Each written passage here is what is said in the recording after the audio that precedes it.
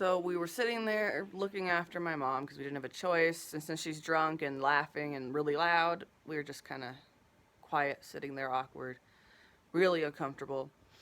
Um, she looked at me and said I turned out so great. And then looked at my sister, who's the daughter she raised, and said, "What happened to you?" And I never had felt more uncomfortable in my life. It was just a horribly awkward situation. I felt so bad for my sister. And finally, my sister talked my mom into going to bed, and she had to get her up the stairs and tuck her in and everything. Then we went out for a walk with the dog, and she talked to me and told me how she feels. And my sister is going through a rough life. She was sexually abused when she was little by one of my mom's boyfriends. And she was, at least we think it was one of her boyfriends. We don't actually know for sure who did it. Um, Later, as a teenager, she was raped, sneaking out of the house. Um, and in high school, she also attempted suicide. And if it weren't for her stepbrother, she wouldn't be alive today. She literally, her heart stopped for 2 minutes in the ambulance. Her stepbrother found her and called 911. My sister also always used to show me her poetry. And it was always so, this feeling of being unloved and alone. And it was so heartbreaking. And most of the time it was about my mom. And I can't really blame her because my mom is a terrible woman. I love her because I know she's sick. But she's a terrible woman. And I want nothing more than to be able to just take all the damage done to my sister away. To free her from everything she went through. Um, that was the last time I went up there. And I didn't want to go back. My mother was a pathological liar. I mean, I fell for her lies for so long only to find out it was all a joke to her. Everything wasn't true, and yet she believes it. She acts like these lies she tells are true. She couldn't even remember the age she was when she was pregnant with me. She had that changed too, and how she managed to change her memory of her age is pretty disturbing. Um, I don't know where she is last. Last I heard, had moved from Arizona and then to Texas with an old boyfriend from a long time ago. A guy who I'm just going to go ahead and say is sick. A sexual deviant, sick. And she claims that while living at his sister's house with him, that he stole her car, her computer, her phone, and took off. However, knowing my mother, who always lies about the men in her life, always makes them seem bad. And like they did some really dramatically abusive thing, even when they didn't. I know one of them actually did, but only one. And this guy, maybe what she said was true. I don't know. But I highly doubt it, especially since she took off with almost nothing. I can't imagine she owned a computer or a car or any of those things. I can't imagine it. And then she claims to be homeless, and that's the last I heard. My mother, she takes her struggles, or her fabled struggles. She's been lying since she was like 12. And she uses them to make it sound like she's stronger now, she's better now, but she plays a victim role. A victim, like, this is what I've been through, so I'm tough kind of role. And that's why she'll often lie about going through certain abuses and experiences. She once told my grandmother when she was with my dad, Tommy, that she was adopted. She's not. I am, but she's not. Her dad also is, but she's not. Um, she wanted to have a kid when she was young for all the wrong reasons. She wanted the attention of being pregnant. When she was 13, she went to school and she took a picture of herself when she was a baby and said, "This is my baby." That she had a baby when she was 13, which she did not. And it was just her own baby picture. Everyone in that family, all the kids anyway, her and her brother are both a mess. And she used to see, when I hang out with her, she always seemed like this fun mom, this fun, hip person, until you unravel her lies and you uncover the truth and her secrets. In which case, if you dare to even ask a question about, wait, how does this happen if you were this, all this stuff, you try to ask any kind of question that shows any slight doubt about the story she's told you, she will blow up, and that'll be the end of the relationship. You will pay the price. She will shame you all over the internet, to everyone she knows, to her parents, but they already know she's crazy, so it's not an issue. Many of you know my father Tommy did not get custody of me.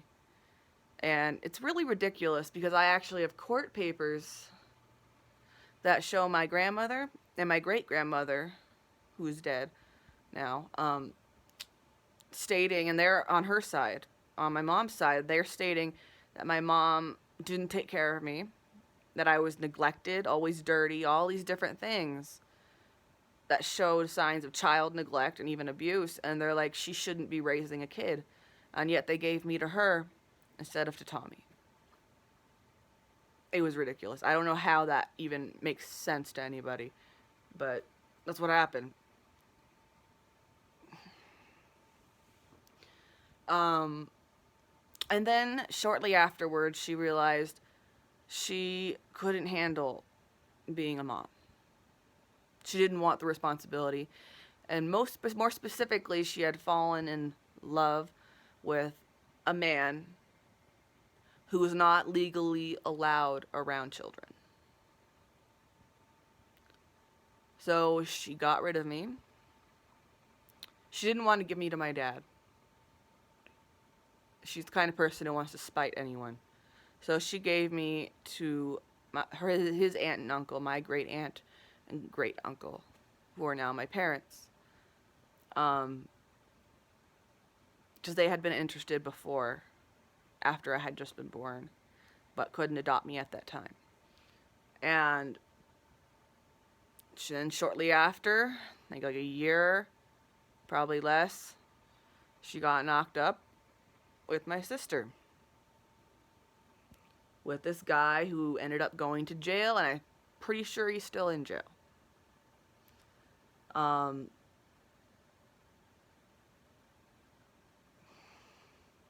Despite the fact that back when my mother was younger, she had said all sorts of lies about what my dad was like and had done. And when I saw her in more recent times, she talked about how he was the only guy she was ever with that was nice. And I buy that. I mean, she doesn't have good taste in men. Except the last guy she was with. But this guy, to me, seemed like a guy who wants to help women who are broken. He's one of those caretaker type guys who he sees a woman who's a mess and he wants to help. His ex-wife was the same kind of woman as my mom. But you can't save someone who's not willing to be saved. You're just going to get hurt and ruin yourself. And eventually he figured that out.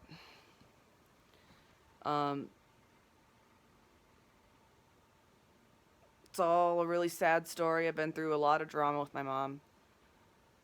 When my sister Danelle, who's, like I said, is also adopted, suddenly came into contact with the family and with her, I ended up getting on a Mother's Day a message, a voicemail. She shared the voicemail my sister had sent her and said, she started cursing me out about what a horrible daughter I am and how she has a daughter who actually knows how great she is, and it was just this rant against me. And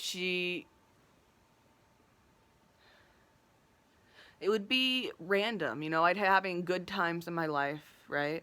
And everything would be going okay, and suddenly I would get a text message from her or a voicemail filled with abuse.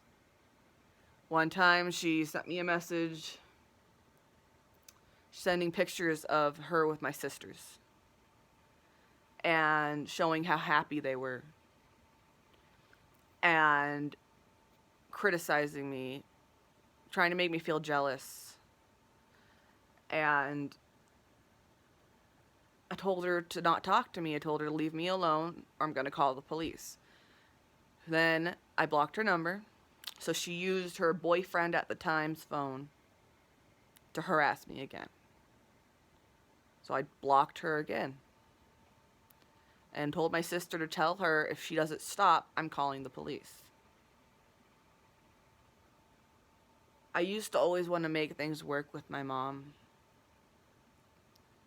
but it can't. It can't. Especially since I always felt guilty, even though I knew I wasn't the one in the wrong here. I felt guilty all the time because she's my mom, and people would always say, I remember when I was in the Catholic Church, and I talked to a priest about what I was going through. And the priest told me, you have to be with your mom. You can't cut her out of your life like that. That's not okay. And I'm just like, I tried to make him understand what kind of situation this was. But he said, oh, no one should ever disown or abandon their family. And I'm thinking, so I'm supposed to just let her keep harassing me and insulting me? Yeah, I was not happy with that visit with the priest. I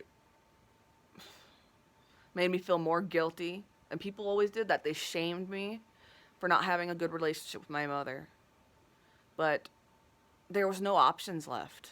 I have tried on multiple occasions to fix it, and it would always fall back apart. And the last time I tried to fix it was actually this year. No response, but I did what I could. I tried. I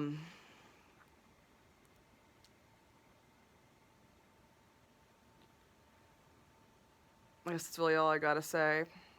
My mother is very ill, and she needs help, and she's never gonna get help. And my sister has grown up and shows a lot of signs that she's just like her now. And that scares me. But at the same time, my sister shows signs of humanity.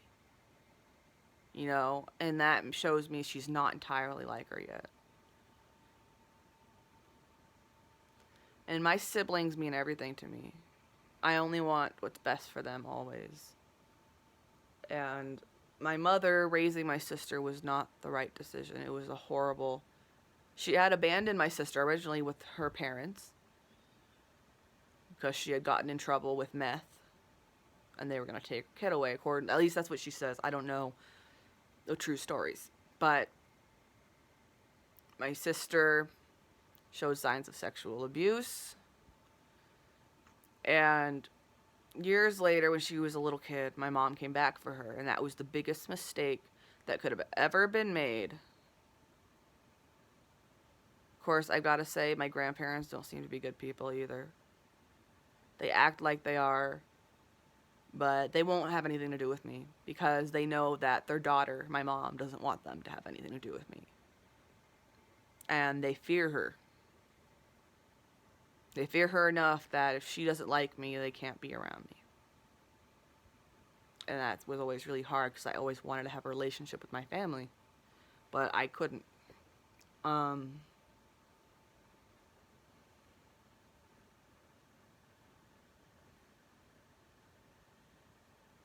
My mom, when she had custody of me, and my dad didn't, my grandmother had to be the one bringing over diapers. She never bought them. I had to eat food off the floor. I never had a bath. I didn't know And when one time I was during the court hearings, I think, I was with my grandmother, my grandma Kitty, and my great grandmother Jane, who is deceased. And my mom gave me to them they were gonna watch me for that day. And then when they gave me back, I screamed and dug my fingers into their skin. And I was just a baby, and did not want my mom to take me back. And that made my mom mad, because she's the kind of woman who, if you don't like her, you're gonna pay. Except I was her baby, so I don't know if she knew what to handle in that situation. But she just couldn't. She can't be a mom because she doesn't know how to care about anyone but herself. She needs help. You know, the last 10 years, I thought, because she had been with this guy for so long and she was a grown woman, and not just a young person anymore, I thought maybe she would better and changed. But she's still the same, or perhaps she was deteriorating. And I remember one time, she left in the middle of the night from her family's house, this was before the divorce, to come here to California. She came here a lot. Never once stopped to see me. She always talked about it. Never did it. Always talked about sending me a gift. Never did it.